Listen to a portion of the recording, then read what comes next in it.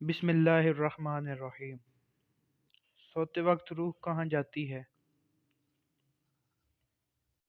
ایک مرتبہ حضرت علی رضی اللہ تعالی عنہ نماز جمعہ کی تیاری فرما رہے تھے۔ خطبہ شروع ہوا تو آپ روح کے بارے میں اہم ارشادات فرمانے لگے۔ یہ بات شروع ہی ہوئی تھی کہ ایک شخص حضرت علی سے کہنے لگا، یا علی رضی اللہ تعالی عنہ، یہ جو انسان کی روح ہوتی ہے، جب انسان سو جاتا ہے تو کیا یہ جسم سے جدا ہوتی ہے؟ تو حضرت علی رضی اللہ تعالی عنہ نے اس بات کے جواب میں فرمایا، تمہارے جسم اور ہر انسان کے جسم میں جو روح اللہ تعالی نے ڈالی ہے، یہ تین حصوں میں تقسیم ہے۔ پہلا حصہ انسانی جسم میں رہتا ہے اور دوسرا حصہ انسان کے وجود سے باہر یعنی برزخ میں اپنے آپ کو دیکھ رہا ہوتا ہے، جبکہ روح کا تیسرا حصہ انسان کے جسم سے جدا ہوتا ہے۔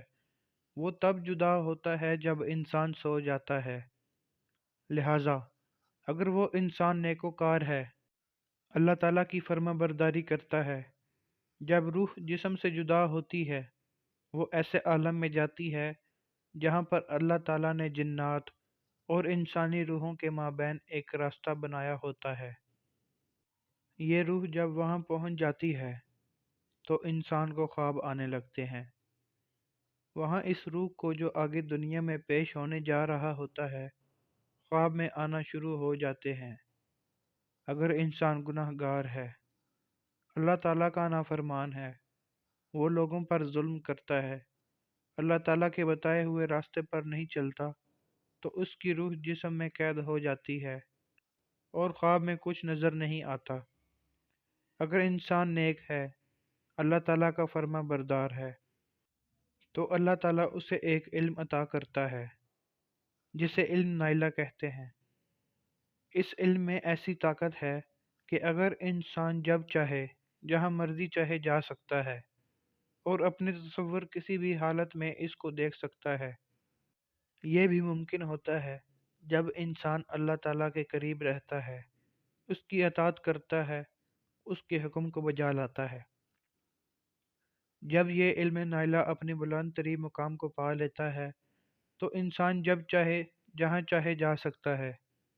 لہٰذا اس کو ہر شے کی قید سے آزادی مل جاتی ہے، یعنی اللہ تعالیٰ اس سے اس قدر راضی ہوتا ہے کہ اسے یہ علم عطا کرتا ہے۔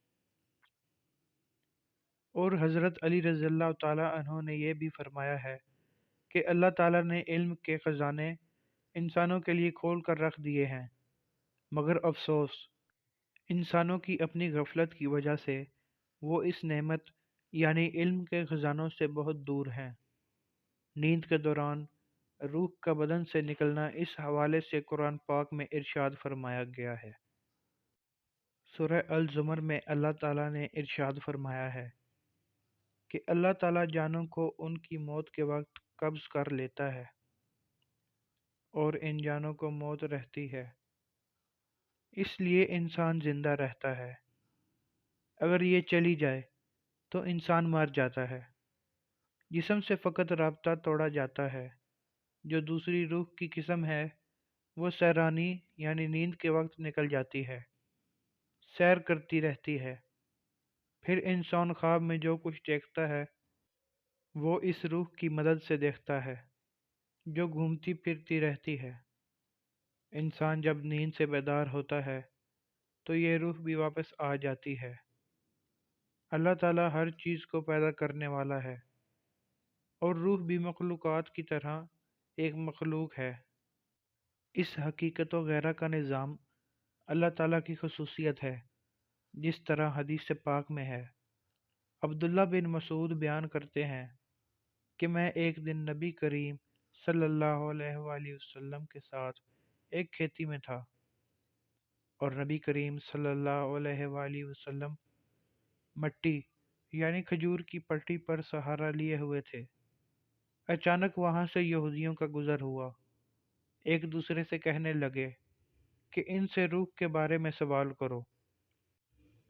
تو وہ کہنے لگا کہ تمہاری کیا رائے ہے کہ اس کے پاس چلیں؟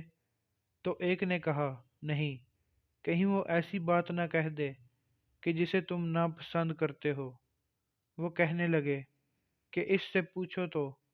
انہوں نے نبی کریم صلی اللہ علیہ وآلہ وسلم سے روح کے بارے میں سوال کیا تو نبی کریم صلی اللہ علیہ وآلہ وسلم نے خاموشی اختیار کی اور جواب نہ دیا۔ مجھے معلوم ہو گیا کہ آپ صلی اللہ علیہ وآلہ وسلم پر وحی کا نزول ہو رہا ہے، تو میں اپنی جگہ پر ہی کھڑا ہو گیا۔ جب وحی کا نزول ہو چکا تو آپ صلی اللہ علیہ وآلہ وسلم نے فرمایا، اور وہ آپ سے روح کے بارے میں سوال کرتے ہیں، آپ کہہ دیں کہ روح میرے رب کا حکم ہے۔ اگر آپ مزید ایسی ویڈیوز دیکھنا اور سننا چاہتے ہیں تو اس چینل کو لازمی سبسکرائب کر لیں تاکہ مزید آنے والی ویڈیوز آپ تک پہنچ سکیں۔ اس ویڈیو کو لائک اور شیئر کرنا مت بھولیے گا۔ بہت شکریہ۔